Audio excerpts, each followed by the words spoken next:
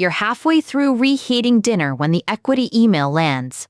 Friday's vest is $40,000, and for a second, it feels like a raise. Then Monday comes. Some shares disappear to cover taxes, the rest sit in your brokerage account, quietly becoming a second bet on your employer. Our employee today is Maya, a product manager with salary, bonus, unvested RSUs, and a mortgage pre-approval riding on one company story. Her vest looks simple. $40,000 of stock appears, taxes are withheld, and the brokerage balance finally feels like progress. Federal supplemental wages are generally withheld at 22% or 37% after more than $1 million in supplemental wages during the year. That's withholding, not the final bill. The IRS does not know Maya's spouse income, state taxes, bonus, or side consulting work. RSUs usually become wage income when they vest because the shares are no longer under a substantial forfeiture risk or transfer restriction. If Maya's federal marginal rate is 32%, the 10-point gap on $40,000 is roughly $4,000 before state taxes. If she lives in a high-tax state, April can feel like the bonus got clawed back by a bill she never budgeted for. The psychology matters. Sell to cover looks official. It feels like a receipt stamped paid, even when it may be only a down payment. IRS Publication 15 treats many bonuses, awards, and stock-related payments as supplemental wages for withholding. Employers can follow prescribed withholding methods. Publication 525 says restricted property becomes substantially vested when it is transferable or no longer subject to substantial risk of forfeiture. Translation: vesting day is not just a celebration. It is also a payroll event, a tax event, and an allocation decision. Maya's first mistake is assuming payroll solved the tax problem. Her second is assuming keeping shares is the neutral choice. Holding employer stock after vesting is an active decision. It says, if paid in cash today, I might buy this same stock.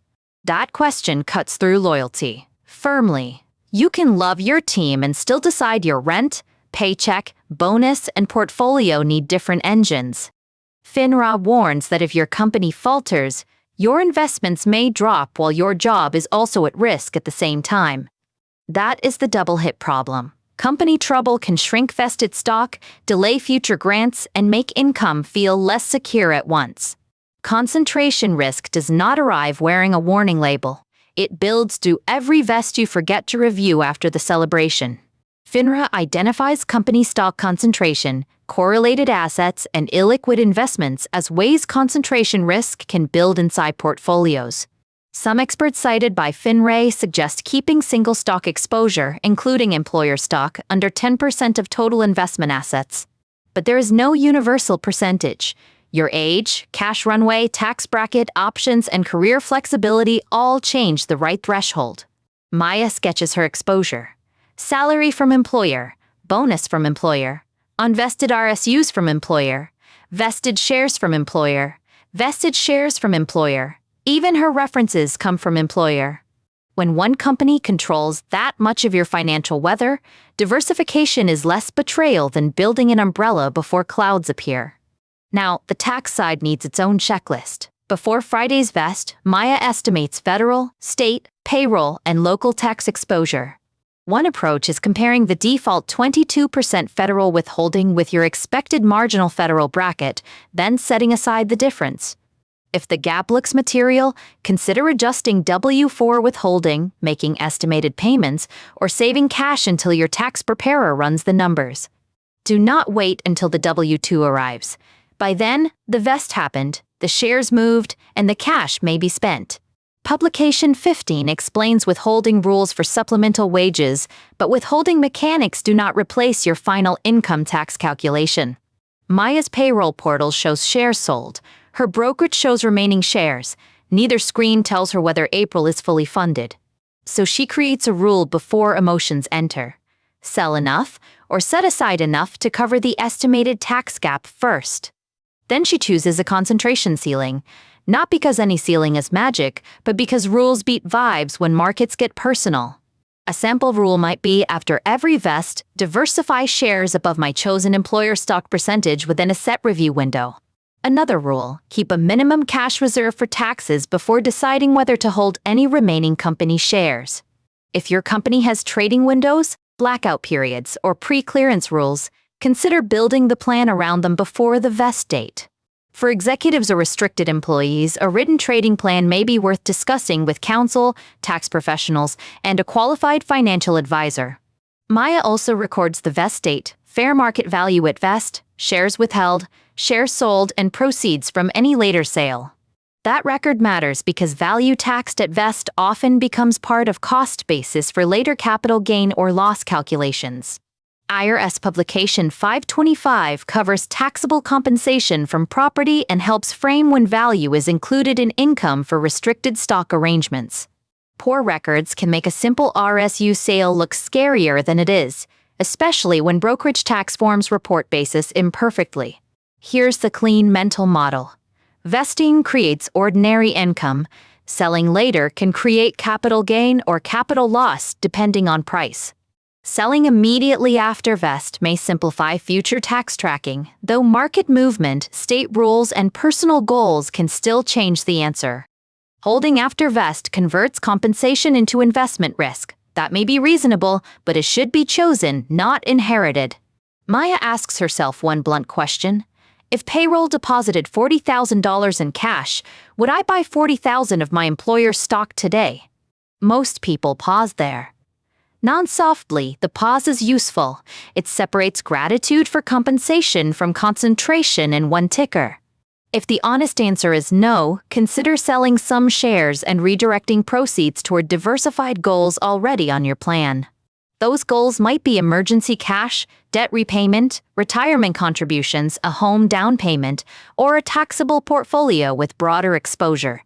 FINRA notes there is no single concentration percentage suitable for everyone, even though some experts use 10% as a reference point. The point is not to shame stock ownership. The point is to measure what one company's bad year could do to your whole year. Run the household stress test. If the stock fell sharply and your job changed, how many months could you cover fixed costs? If that answer is uncomfortable, reducing employer stock exposure may help protect flexibility, even if you remain optimistic about the company. Optimism is not a plan. A plan names the tax reserve, the concentration threshold, the review date, and who checks the math. Maya's final rule fits on one card: estimate tax gap, fund the gap, cap concentration, diversify excess, document every vest. She also separates decisions by purpose. Tax money does not compete with upside. Emergency cash does not chase momentum. Long-term investments follow allocation. That order matters because RSUs blur categories. They arrive as compensation, trade like stock, and feel like a reward. Your job is to unblur them. Compensation pays the bills. Investments pursue growth. Taxes need cash. Risk needs limits. Consider setting a vest day reminder 1 week before shares release with estimated value, expected withholding, and your planned action. If your income changes mid-year, revisit the math. A raise, bonus, spouse income shift, or state move can change marginal rates. If you have multiple vests, do not treat each one as isolated. Annual supplemental pay can stack faster than it feels. Under Publication 15, supplemental wages above $1 million during the year face a 37% federal withholding rate for federal income tax purposes. Most employees never hit that threshold, so the 22% default remains the number that can quietly undercollect for many higher earners at vest. The April surprise is not failure. It is feedback that payroll withholding and personal tax liability were solving different problems. The concentration surprise can be harder. Nobody sends a form saying too much of your life depends on one employer. So build your own form. List salary, bonus, unvested equity, vested shares, ESPP, retirement plan stock, and deferred compensation. Then mark what would happen if the employer stumbled. Income, benefits, grants, and stock value may be correlated in ways spreadsheets hide. FINRA's concentration risk guidance emphasizes that concentration can come from company stock, correlated holdings, and assets that are hard to sell. For couples, include both careers. Two incomes in the same industry or same employer ecosystem can concentrate risk even without extra shares. The better conversation is not sell or hold. It is how much employer risk is already enough for our household. Bring that question to a tax pro or advisor before vest season. The best decisions often happen before the shares arrive. If this helped you catch a blind spot, a quick follow or subscribe helps more working investors find the signal without the noise. Friday's vest can still be good news. Maya earned it. The move is making sure the reward does not create avoidable stress. The framework is simple. Treat RSUs as paycheck first, stock second, and tax event always. That order may keep April calmer. This content is for educational and informational purposes only and does not constitute financial advice. Always consult with a qualified financial advisor before making investment decisions. Remember, this content is for informational purposes only and is not financial advice.